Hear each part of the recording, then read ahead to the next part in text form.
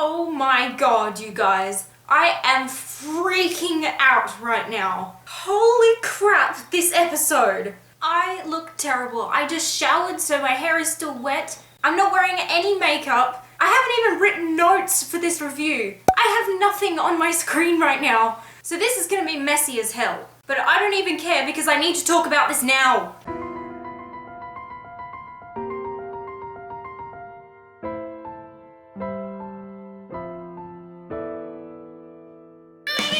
I literally just finished watching the chapter. I'm just gonna go ahead and say that that was probably the biggest curveball in RWBY history. Seriously, I'm freaking out. And not in a good way. You all know what I probably am dying to talk about right now. But as always, I'm going to talk about the chapter in chronological order, so we'll get to that. You know what? The whole episode was crazy. We'll get to the end, but let's start with the beginning with Pyrrha. As we saw at the end of last chapter, Pyrrha was being called up to Ozpin's office to talk to Ozpin and Crow about something called a maiden. And in this episode, we find out exactly what that is. Ozpin asks Pyrrha what's her favourite fairy tale. Now obviously fairy tales in the world of Remnant aren't the same as our fairy tales. Actually, ironically, the characters in the show are based loosely on our fairy tales. So Pyrrha talks about a few of the ones she knew as a child, and then Ozpin prompts her about something called the story of the 4 seasons, I think. I've only seen the episode once, so I've just seen all this, so I'm gonna get a few things wrong, I'm gonna forget things, I'm sorry.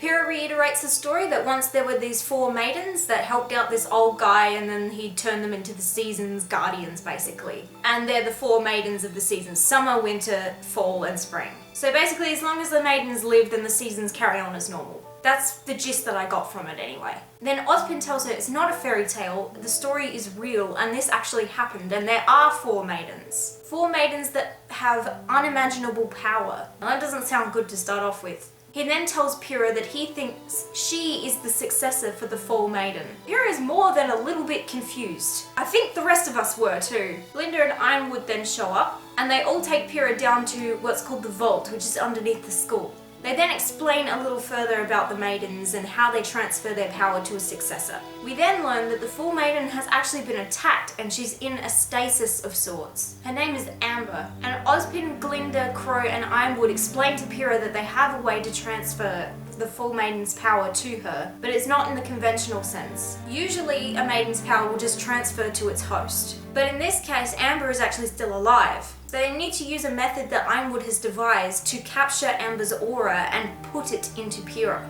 Now this just sounds dangerous right off the bat, and they say that it is dangerous. It could in fact permanently change Pyrrha, for the worse, not the better. Not to mention she'd also be able to wield unimaginable power. We also learn that whoever attacked the Full Maiden stole some of her power. So now we know there's some nutjob running around out there with part of somebody's unimaginable power. I had one guess as to who this was, and it turned out I was right. After they tell Pyrrha to take some time for herself to think about all of this and consider it, the camera cuts straight to Cinder. It would seem that Cinder is the one who attacked the Fall Maiden and stole some of her power. Cinder Fall! It makes sense. I realised a lot of things in this moment. I realised that the Yatsuhashi illusion from chapter 4 was not created by Neo or Emerald. It was Cinder. It's always been Cinder. And that theory is backed up at the end of this episode, but we'll get to that. First, the singles rounds. Now initially when I saw the preview for this episode, I thought, singles rounds already? Because we only actually saw 2 full fights and a bit of Penny's fight in the doubles round.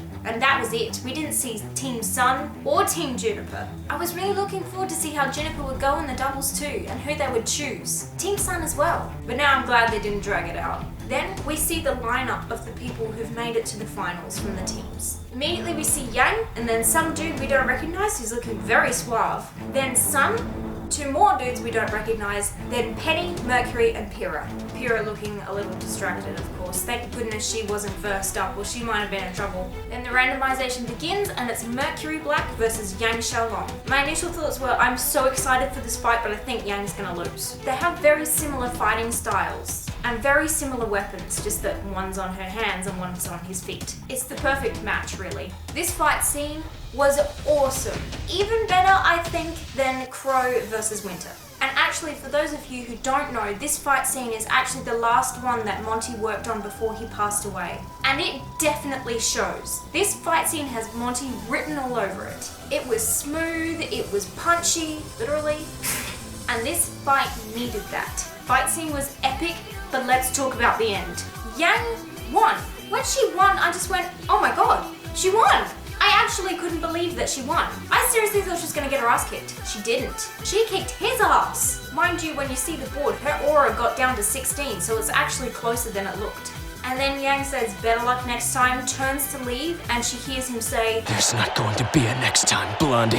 And then he moves to attack her. So of course, in self-defense, she strikes him down. Now it looks like his leg might be broken. But let's be realistic, if his aura was completely depleted as the board showed, that means he has no natural shield. He's open to damage. That blast from her, what are they called? Embaselica should have punched a massive hole in his knee. But it's RWBY and it's PG, so either way that would have freaking hurt. Then Oobleck and Peter Port freak out and tell them to cut the cameras. The crowd is freaking out. Mercury is freaking out. I'm freaking out. I was thinking to myself, surely he's not stupid enough to just openly attack her like that. And then my questions are answered when Yang is surrounded by Atlesian Knights. I was so confused for a second, and then I realized, Cinder.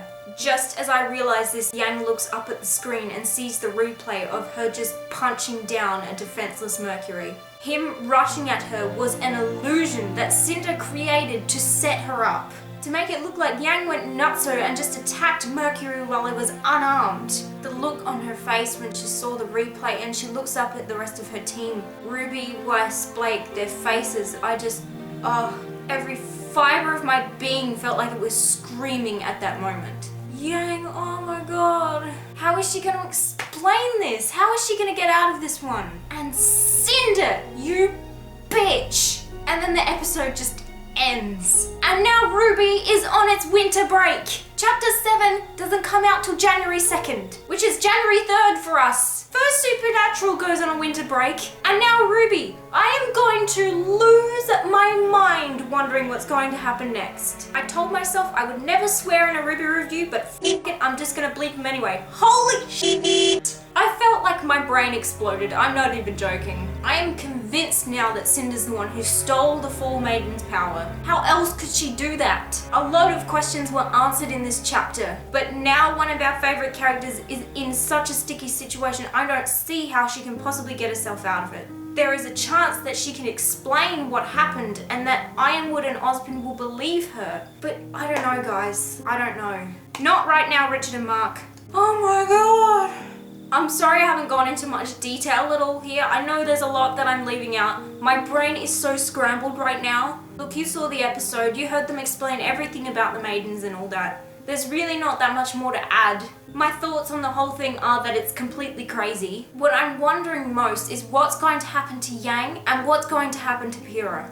And what's going to happen to the rest of the tournament? They just accidentally broadcast live throughout Remnant a combatant attacking another combatant. Crap.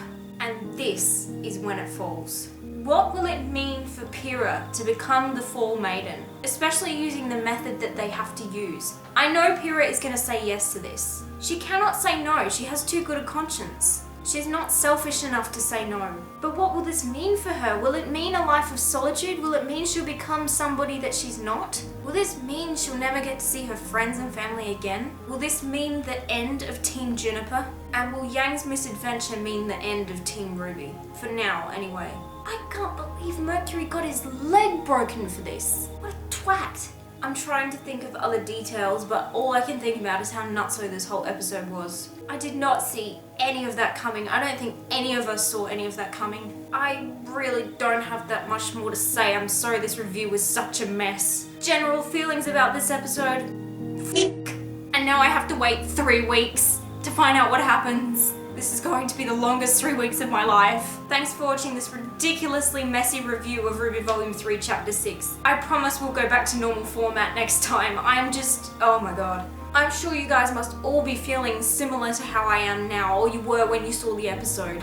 Get in the comments, tell me what you think about this. We need to have a talk. There's really not much more to say, except if you liked this, don't forget to check out the other RWBY reviews. I've done one for each chapter this volume. Have a look at the videos that are underneath me now and the social media links, and don't forget to subscribe if you enjoyed this. Thank you guys. I will see you in January for chapter 7. Our brains will just have to stay exploded until then. Bye.